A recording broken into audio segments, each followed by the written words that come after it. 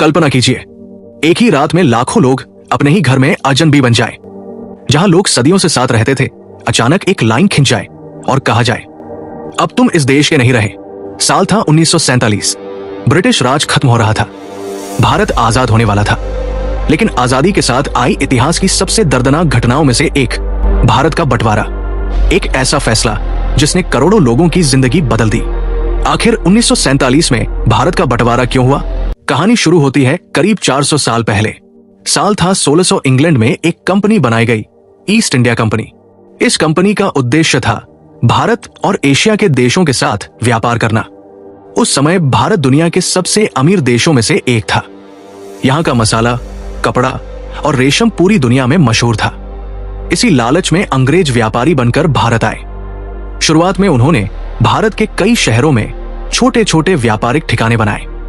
धीरे धीरे उन्होंने भारतीय राजाओं से व्यापार की अनुमति ले ली। लेकिन अंग्रेज सिर्फ व्यापारी बनकर नहीं आए थे, उनकी नजर भारत की सत्ता पर भी थी। 18वीं सदी में भारत में कई शक्तिशाली साम्राज्य कमजोर होने लगे। सबसे बड़ा साम्राज्य मुगल एम्पायर अब पहले जितना मजबूत नहीं रहा था। इस मौके का फायदा उठाया ईस्ट इंडिया कंपनी ने। उन्होंने भारतीय राजाओं के बीच फूट डालनी शुरू कर दी। और फिर आया एक ऐसा युद्ध जिसने भारत का भविष्य बदल दिया। साल था 1757।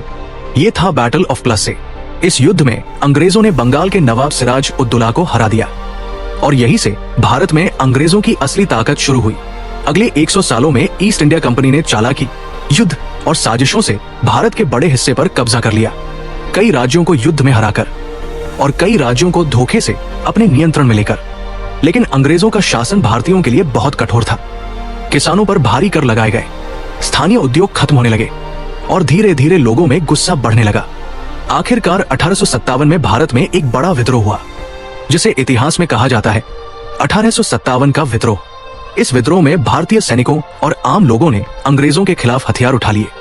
हालांकि ये विद्रोह आखिर में असफल हो गया, लेकिन इसने एक नई सोच को जन्म दिया। भारत को आजाद होना ही होगा। अब धीरे धीरे पूरे देश में आजादी की आवाज उठने लगी। लोग समझ चुके थे, अगर भारत को बचाना है तो अंग्रेजों के शासन को खत्म करना होगा। और यहीं से शुरू हुआ एक ऐसा आंदोलन जो आगे चलकर पूरे देश को एकजुट कर देगा। 20वीं सदी की शुरुआत तक भारत में एक नई चेतना जाग चुकी थी। लोग अब समझने लगे थे कि अंग्रेजों का शासन हमेशा के लिए नहीं रह सकता। धीरे धीरे आजादी की मांग पूरे देश में फैलने लगी। इस आंदोलन की सबसे बड़ी ताकत थी एक संगठन जिसे कहा जाता था इंडियन नेशनल कांग्रेस।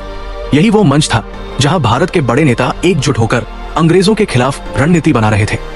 1915 में दक्षिण अफ्रीका से भारत लौटे एक नेता जिन्होंने आजादी के आंदोलन की दिशा ही बदल दी। उनका नाम था महात्मा गांधी।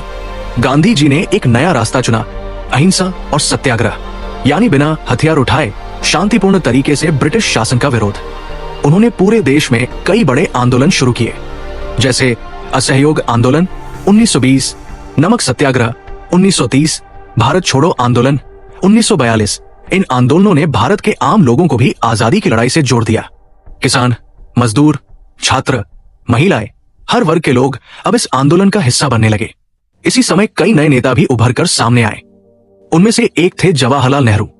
नेहरू आधुनिक सोच वाले नेता थे जो एक एकजुट और लोकतांत्रिक भारत का सपना देखते थे।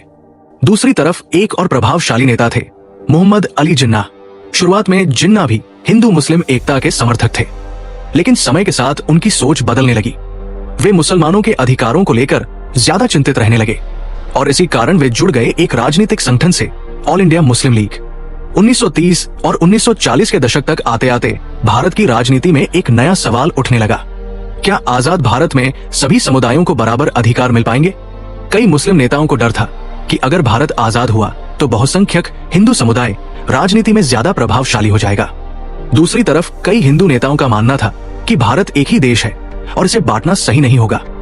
यहीं से भारत की राजनीति में सांप्रदायिक तनाव बढ़ने लगा।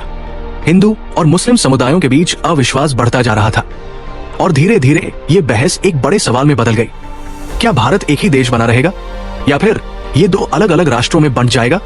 यही सवाल आने वाले समय में इतिहास की सबसे बड़ी त्रासदियों में से एक को जन्म देने वाला था और यहीं से भारत के बंटवारे की कहानी अपनी सबसे खतरनाक दिशा में बढ़ने लगी। 1940 का दशक आते आते भारत की राजनीति एक बहुत ही संवेदनशील मोड़ पर पहुंच चुकी थी।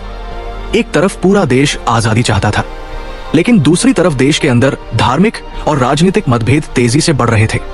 इसी समय एक महत्वपूर्ण विचार सामने आया जिसे कहा गया to nation theory.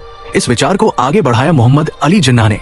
Mohammad Ali Jinnah का मानना था कि भारत में रहने वाले हिंदू और मुसलमान सिर्फ अलग धर्म ही नहीं है, बल्कि वे दो अलग अलग राष्ट्र हैं। उनकी संस्कृति अलग है, उनकी परंपराएं अलग है और उनकी राजनीतिक पहचान भी अलग है। इसलिए उनका कहना था कि अगर भारत आजाद हुआ तो मुसलमानों को एक अलग देश मिलना चाहिए। इस विचार का समर्थन किया ऑल इंडिया मुस्लिम लीग ने।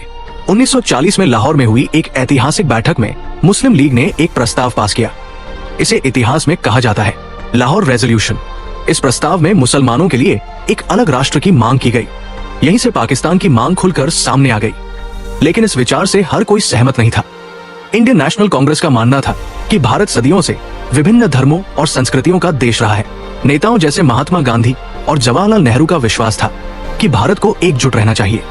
उनका कहना था अगर देश धर्म के आधार पर बंटेगा तो इससे भविष्य में और भी संघर्ष पैदा होंगे। अब भारत की राजनीति दो अलग अलग दिशाओं में बंटने लगी थी। एक तरफ इंडियन नेशनल कांग्रेस एक संयुक्त भारत चाहती थी, दूसरी तरफ ऑल इंडिया मुस्लिम लीग एक अलग मुस्लिम देश की मांग कर रही थी। इन दोनों विचारों के बीच समझौता करना दिन प्रतिदिन मुश्किल होता जा रहा था। राजनीतिक मतभेद धीरे धीरे सामाजिक तनाव में बदलने लगे। देश के कई हिस्सों में हिंदू और मुस्लिम समुदायों के बीच अविश्वास बढ़ता गया और जल्द ही ये तनाव एक भयानक रूप लेने वाला था। एक ऐसी घटना होने वाली थी जो पूरे भारत को हिंसा और दंगों की आग में झोंक देगी। ये घटना थी डायरेक्ट एक्शन डे और यहीं से भारत के बंटवारे की कहानी और भी खतरनाक मोड़ लेने वाली थी। 1940 के दशक तक आते आते भारत की स्थिति बहुत तनावपूर्ण हो चुकी थी। राजनीतिक मतभेद अब धीरे धीरे सामाजिक टकराव में बदलने लगे थे। हिंदू और मुस्लिम समुदायों के बीच अविश्वास बढ़ने लगा। छोटी छोटी घटनाएं कई बार बड़े दंगों में बदल जाती थी।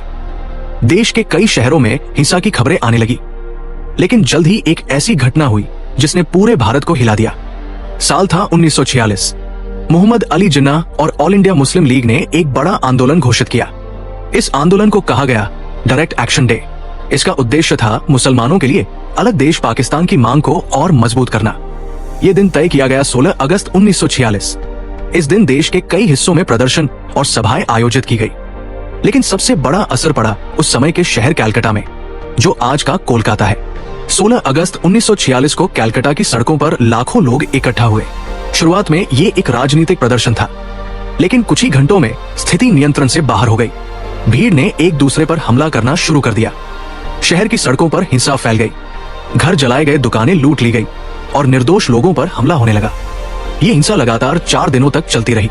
इतिहास में इसे कहा जाता है दी ग्रेट कैलकाटा किलिंग। इन दंगों में करीब 4000 से ज्यादा लोग मारे गए और हजारों लोग घायल हो गए। कैलकाटा के बाद हिंसा धीरे धीरे भारत के अन्य हिस्सों में भी फैलने लगी, जैसे नोआखाली, बिहार, पंजाब। इन जगहों पर भी सांप्रदायिक दंगे भड़क उठे। लोगों के दिलों में डर और नफरत तेजी से बढ़ने लगी। सदियों से साथ रहने वाले पड़ोसी अब एक दूसरे के दुश्मन बनते जा रहे थे।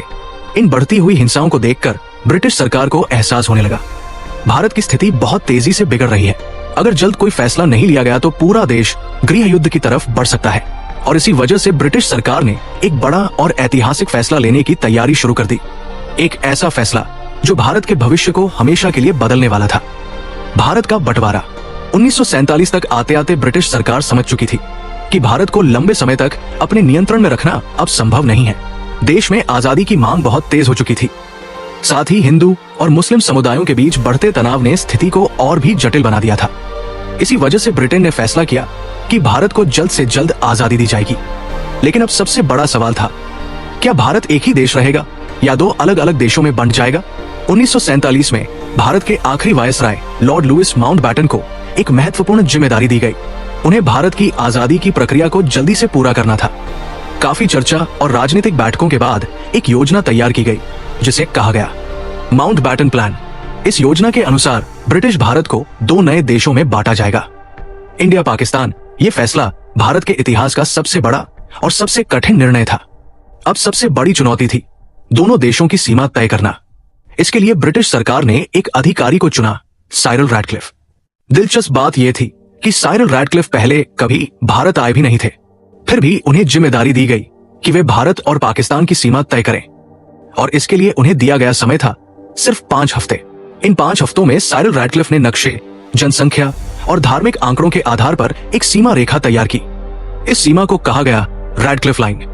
इस लाइन ने भारत के 2 बड़े क्षेत्रों को बांट दिया। पंजाब, बंगाल, इन दोनों क्षेत्रों में हिंदू, मुस्लिम और सिख समुदाय सदियों से साथ रहते आए थे। लेकिन अब एक नक्शे पर खींची गई सिर्फ एक लाइन ने लाखों लोगों की किस्मत बदल दी। जब ये सीमा घोषित हुई तो बहुत से लोगों को अचानक पता चला उनका शहर अब दूसरे देश में है, उनका घर अब उनकी मातृभूमि में नहीं रहा। और यहीं से शुरू हुआ मानव इतिहास का सबसे बड़ा और सबसे दर्दनाक पलायन। लाखों लोग अपना घर छोड़कर नई सीमाओं की ओर चल पड़े, लेकिन उन्हें नहीं पता था कि ये यात्रा इतनी भयावह होने वाली है, क्योंकि आगे आने वाला समय इतिहास की सबसे बड़ी त्रासदियों में से एक बनने वाला था। लेकिन असली त्रासदी अब शुरू होने वाली थी। जब 1947 में नई सीमाएं घोषित हुई तो लाखों लोगों को अचानक पता चला उनका शहर अब दूसरे देश में है, उनका घर अब उनकी मातृभूमि का हिस्सा नहीं रहा। और इसी के साथ शुरू हुआ मानव इतिहास का सबसे बड़ा पलायन। जैसे ही पार्टीशन ऑफ इंडिया की घोषणा हुई, लोगों में डर फैल गया। हर किसी को ये चिंता सताने लगी, अगर वे अपने घर में रहे तो शायद सुरक्षित नहीं रह पाएंगे। इसलिए लाखों लोगों ने अपने ही घर छोड़ने का फैसला किया। हिंदू और सिख परिवार पाकिस्तान से निकलकर इंडिया की ओर जाने लगे और मुसलमान इंडिया से निकलकर पाकिस्तान की ओर जाने लगे। कई लोग पैदल चल पड़े, कई लोग बैलगाड़ियों में और कई लोग ट्रेन से। लेकिन ये यात्रा बहुत लंबी और खतरनाक थी। उस समय लाखों लोग सीमाओं की ओर बढ़ रहे थे। रेलवे स्टेशन लोगों से भर चुके थे।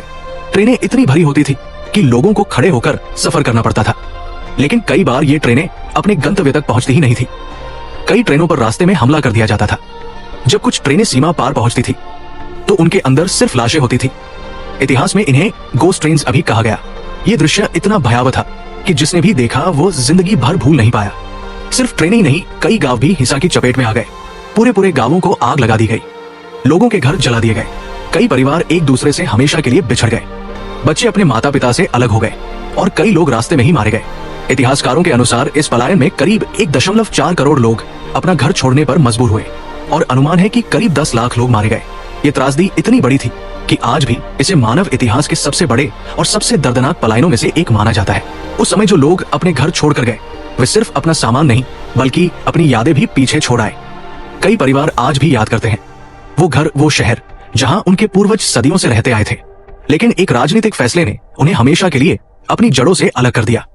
और इसी दर्द के बीच भारत और पाकिस्तान 2 नए देशों के रूप में जन्म लेने वाले थे। फिर आखिरकार वो दिन आ ही गया जिसका इंतजार भारत ने करीब 200 सालों तक किया था। तारीख थी 15 अगस्त 1947। सदियों की गुलामी के बाद भारत आखिरकार आजाद हो गया। पूरा देश खुशी से झूम उठा। शहरों और गांवों में लोग सड़कों पर निकल आए। हर तरफ जश्न का माहौल था क्योंकि ब्रिटिश शासन का अंत हो चुका था। आजाद भारत के पहले प्रधानमंत्री बने जवाहरलाल नेहरू। उन्होंने उस ऐतिहासिक रात एक प्रसिद्ध भाषण दिया जिसे कहा जाता है ट्राइस्ट विद डेस्टिनी। उस भाषण में उन्होंने कहा था, at the stroke of the midnight hour when the world sleeps India will awake to life and freedom.